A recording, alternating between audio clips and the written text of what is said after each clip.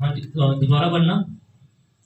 जब यीशु ने यह सुना तो वह नाव पर चढ़कर वहां से किसी सुनसान जगह को एकांत में चला गया। देखा, तब यीशु प्रभु ने जब ये बात सुनी तो वहां से नाव पे चढ़ के किसी सुनसान जगह पे परमेश्वर चले गए। क्यों चले गए? परमेश्वर ढूंढ रहे थे कि अलग अलग जगह पे, जहाँ पे बड़े बड़े जगह हो, ज्यादा बड़े बड़े प्लेस हो, खुली जगह हो, जहाँ पे ज्यादा से ज्यादा लोग एकत्रित हो और मैं परमेश्वर का वचन बांट सकूं, पिता के वचन को बांट सकूं।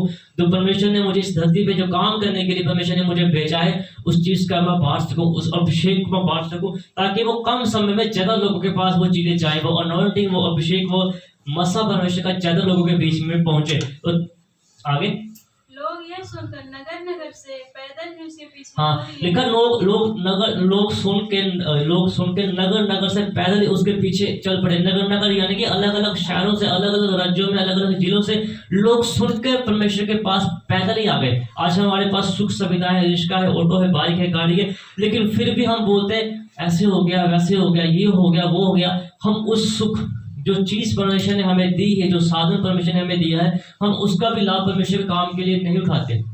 वहां पे साफ लिखा, आज से 2025 साल पहले लिखा, ये सुनकर लोग नगर नगर से पैदल ही उसके पीछे उड़ गए। अब देखो, पता नहीं कितने पहले, आज ऐसे नहीं कि एक मोहल्ले में 4 चर्च है, 5 चर्च है, पहले एक ही शहर में 1, 2 या 3 या 4 चर्च होते थे, इतनी दूर चर्च होते थे। ये तब की बात आपको बता रहा हूँ कि लोग सिर्फ सुनते हैं कि वहां पे प्रभु परमेश्वर के प्रभु यीशु मसीह आ रहे, नगर नगर से उसके पीछे हो चले। तो आज अगर हम बोलते हैं असं कहते छाटते यार, वो पास्टर ने सुनना, उसके पास जाते हैं। वहां पे लिखा कि लोग सिर्फ सुन के, सिर्फ सुना, देखा नहीं। वहां पे तब पोस्टर नहीं लगते थे ऐसे जैसे हम आज सोशल मीडिया का जमाना है, वो चीज नहीं थी। सिर्फ एक ढोल लेके बजाते थे और बोलते थे कि वहां पे ये चीज होने वाली। उसी चीज को उन्होंने सुन के वहां पे लोग एक नगर नगर से उसके पीछे हो लिए और उससे निकलकर एक बड़ी भीड़ देखी और उन पर तरस खाया। लिखा कि जब परमेश्वर ने वहां से लोगों को देखा तो परमेश्वर ने एक बड़ी भीड़ को देखा। वहां से एक बहुत बड़ी भीड़ थी जो परमेश्वर के पीछे चल रही थी। उनको पता था कि परमेश्वर का आत्मा इसमें काम करता है, प्रभु का जलाल पिता का आत्मा इनमें काम करता है। इसलिए बाइबल में लिखा, वहां पे लिखा कि एक बड़ी भीड़ उसको देख के इकट्ठी हुई और उन्होंने उन पर तरस खाया और उनके बीमारों को चंगा किया परमेश्वर ने। जब परमेश्वर के पीछे हम चलते हैं, परमेश्वर के साथ हम चलते हैं, तो परमेश्वर की दया, परमेश्वर की ग्रेस हमारे ऊपर आती है। ये लिखा, वहां पे लिखा कि परमेश्वर ने तरस खाया कि इतने, सिर्फ बोलने से, सुनने से इतने लोग एकत्रित हो गए, इतने लोग इकट्ठे हो गए। तो लिखा कि एक बड़ी भीड़ को परमेश्वर ने देखा और परमेश्वर ने उनके ऊपर तरस खाया और परमेश्वर ने बीमारों को चंगा किया। लेकिन हम इतने समय से फिर बीमार, फिर चंगे, फिर बीमार, फिर बीमार। यहाँ पे पूरी बाइबल को आप पढ़ो, कहीं पे नहीं लिखा कि जो इंसान बीमार था उसको लिए प्रार्थना की, जब प्रभु ने उसके लिए बोला वो चंगा हो गया, फिर दोबारा बीमार हो गया। कहीं लिखा? हमने पढ़ा कहीं बाइबल में? लेकिन हम कितनी बार साल में, महीने में कितनी बार दुआ करते हैं, फिर वहीं के वहीं। जितनी बाइबलें पढ़ो, उसको जितने चमत्कार प्रभु ने किए, उसके कहीं नहीं लिखा दोबारा कि वो इंसान फिर बीमार हो गया, जब कुछ समय के बाद उसको फिर वो रोग हो गया। क्यों?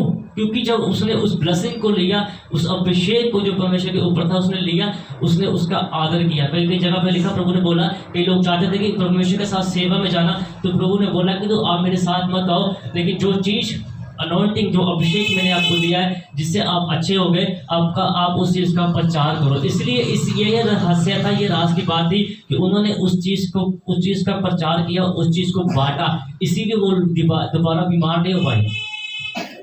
हम बार बार बीमार क्यों होते हैं? हमारे घरों में बीमार बार मुश्किलें क्यों आती हैं? कि जो आशीष हम अपने पास्टर से प्रार्थना करवा के लेते हैं, अपने प्रॉफिट से प्रार्थना कर लेते हैं, उसको हम जेब में डाल देते हैं, घर में जाके किल्ली बड़ी वहां पे टांग देते हैं, बात खत्म। किसी को फोन भी करेंगे, सत श्री अकाल, नमस्ते जी, जय माता, ये चीज भूलते। कैसे हो जाने का आप प्रभु के बंदे हो? वो उसकी जय बोल रहे हो, अगर आप मसीह की जय बोलोगे तो आपको शर्म आती है। इतनी सी बात पे भी परमेश्वर दुखी होते हैं। फिर प्रभु भोज के टाइम हाथ आगे करते हैं, शायद अपने दे दो जी। तो वैसे में लिखा है, तो मेरा इनकार करता है तो कहाँ पे पहुंचेगा? इनकार ही किया ना, अगर वो चीज को नहीं बोला तो इनकार हो गया कि अगर तू दूसरा तो मैं नहीं चीज बोल सकता जी, मैं तो घाटे वर्गा, मैं तो ਤੁਹਾਨੂੰ खुश करेंगे वो चीज बोलनी। इतनी सी बात है, सोचो। मेरी सोच ये कहती है, इसलिए आज मैं यहाँ पे खड़ा हूँ। आपकी नज़र में हो सकता है मैं गलत हूँ, मेरी सोच गलत हो, मेरा ढंग चलने का, मेरी जिंदगी का ढंग गलत हो, लेकिन परमेश्वर की तुलना में मैं पूरे 100 में से 1000% सही हूँ। तभी भी जब मैं बोलता हूँ तो प्रभु की आत्मा बात करती है, मेरे द्वारा भी बात करती है, इन द्वारा भी बात करती है प्रभु की आत्मा। क्यों ऐसे होता है? क्योंकि हम प्रभु की रजा में रहते हैं, प्रभु के नज़र में हम बिल्कुल सही है। जब मैं पढ़ता था ना 10 में से एक एक, ये रिकॉर्ड हो रहा है, 10 में से एक एक 2-2 नंबर मैंने लिए, मेरे माँ बाप इसकी गवाह है। लेकिन जब मैं वेदी पे आता हूँ तब 10 में से प्रभु 1000 देते हैं, क्योंकि प्रार्थनाएं करते हैं, क्योंकि हम प्रार्थनाएं करते हैं घटने टेक टेक के। ये पैंट ऐसे नहीं ढीली होगी कि इतनी बार मैं इसको ऐसे कर रहा हूँ। बलिदान करते हैं हम, दोपहर में कुछ खाते नहीं, एक टाइम भूखे रहते, रात को कम रोटी, सुबह को कम रोटी। ये सब किस लिए हो रहा है? अभिषेक के लिए, परमेश्वर की आशीष के लिए। यही ढंग है, मैं आपको बताता हूँ अपने, मतलब ये सीक्रेट है, राज की बात है, समझ लो। अगर आप भी ऐसा काम करना शुरू करोगे, भूखे रहोगे उस परमेश्वर के लिए, जिस्म को भूखा रखोगे, तो परमेश्वर आत्मा से भरेंगे। आप बोलोगे तो वो काम होंगे। जो परमेश्वर आकाश को छोड़ के एक बार बोलने से आते हैं, तो अगर उनको बोलेंगे ये काम करोगे, वो करेंगे। लेकिन वही चीज है कि उस अभिषेक को पूरा सप्ताह, जब पूरा महीना, जब तक आपने जीना है, आपने कैसे संभाल के रखना है। अगर आप थोड़ा सा भी किसी पास्टर को, किसी प्रॉफिट को दूसरे ढंग से आप तोड़ना शुरू कर दोगे ना, नहीं नहीं ये ऐसे वो वैसे, परमेश्वर का अभिषेक दूर रहता है। हर पास्टर को, हर प्रॉफिट को परमेश्वर ने, जो पास्टर प्रॉफिट जितनी मेहनत कर रहा है, परमेश्वर ने उनको दे दिया है। चाहे वो कम समय में उसने ले लिया, चाहे उसने 50 साल सेवा करके ले लिया, लेकिन उसकी प्रार्थना उतनी थी, उसका एक पवित्रता में चलने का ढंग उस हिसाब से था, उसकी सोच ऐसी थी, इसीलिए परमेश्वर ने उसको इतना दिया।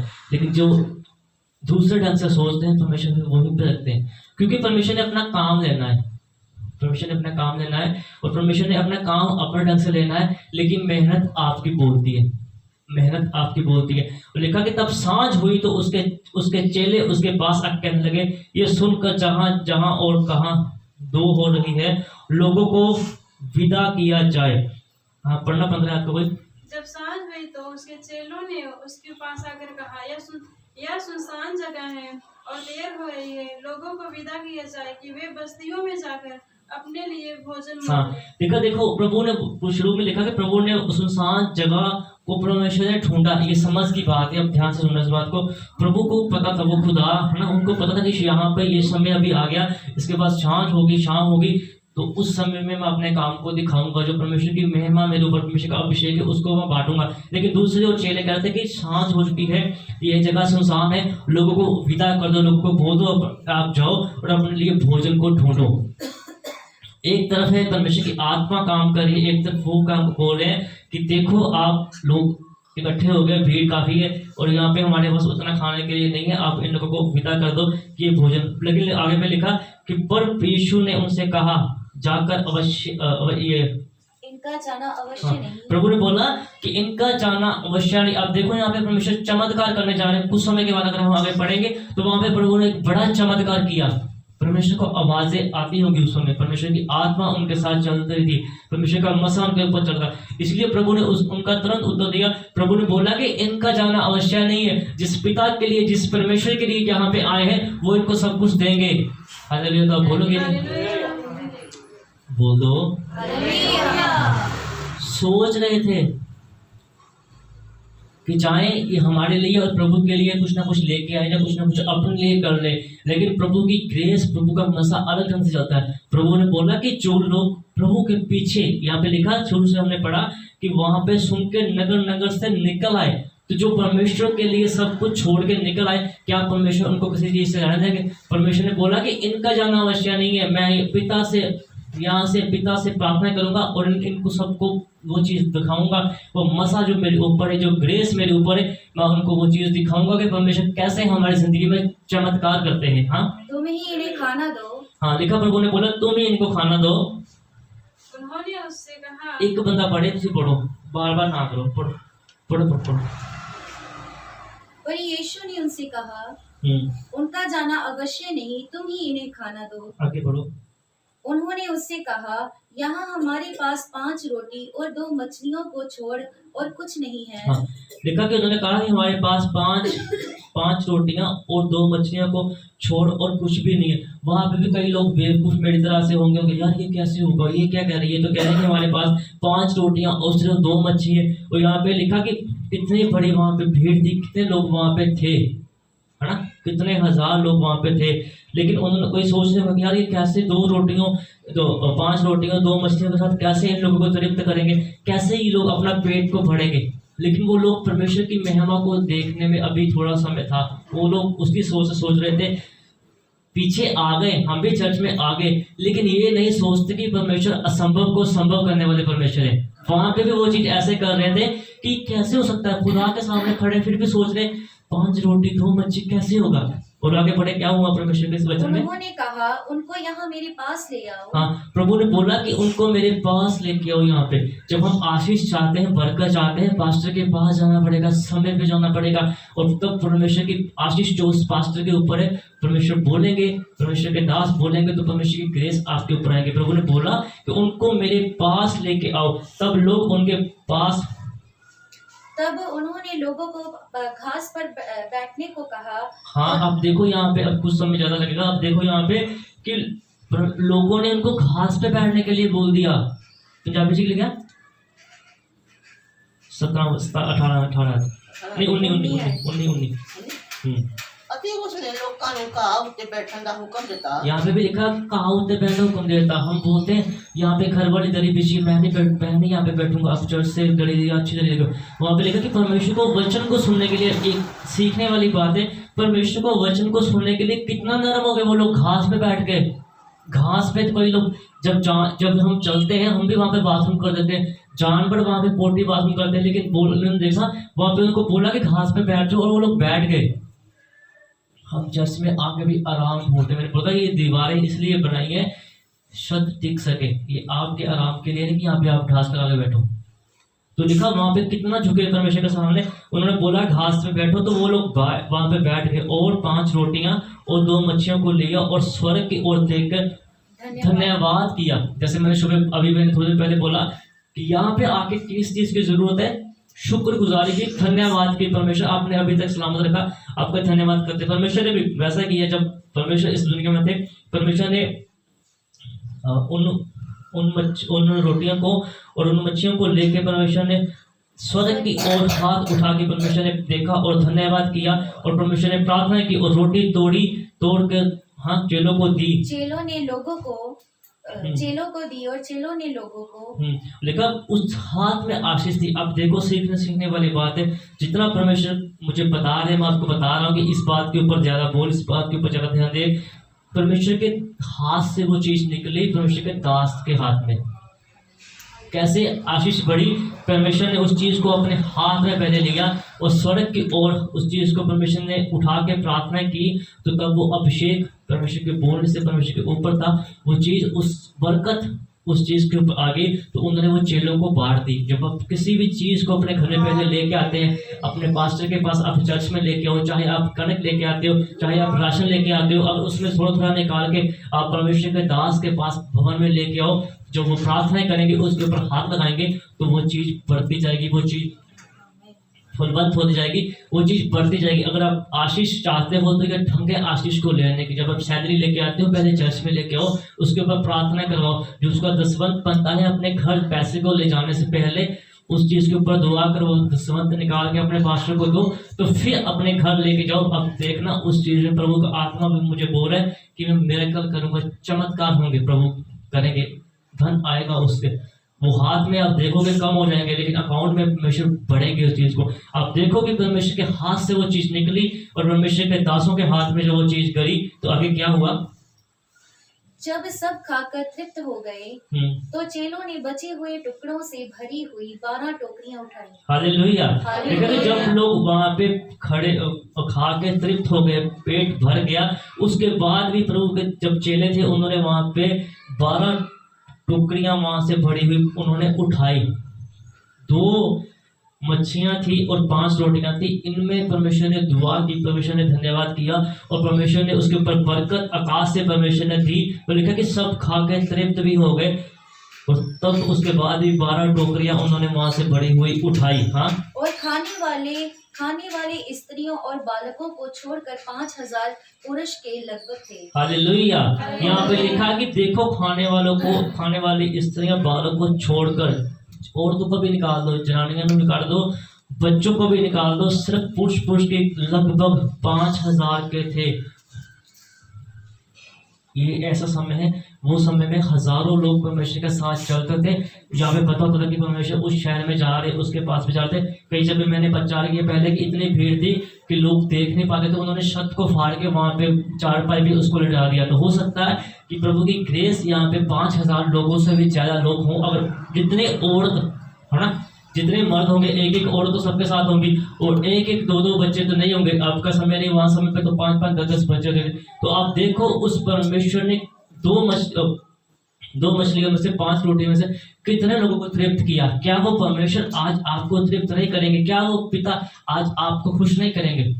जिस परमेश्वर ने उससे आज से 2025 साल पहले 5 रोटियों में और 2 मछलियों में इतनी बरकत दी, दुआ की, इतने 5,000 से, अब वही लगा लो 5,000 मर्द, 5,000 और एक बच्चा भी लगा लो, 15,000 लोगों को परमेश्वर ने 2 मछलियों में से 5 रोटी में से खिलाया। क्या वो परमेश्वर आज आपको नहीं देंगे?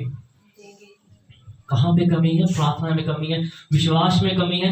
जो परमेश्वर के दास ने इतने साल यहाँ पे आपको सिखाया, 25 साल यहाँ पे सिखाया, अगर आपने 25 दिन भी आप उस पे चले होते तो परमेश्वर का ये दावा है, परमेश्वर का ये अभिषेक है कि आप जैसे आज वहां पे बैठे, आप वहां पे आज नहीं बैठे होते।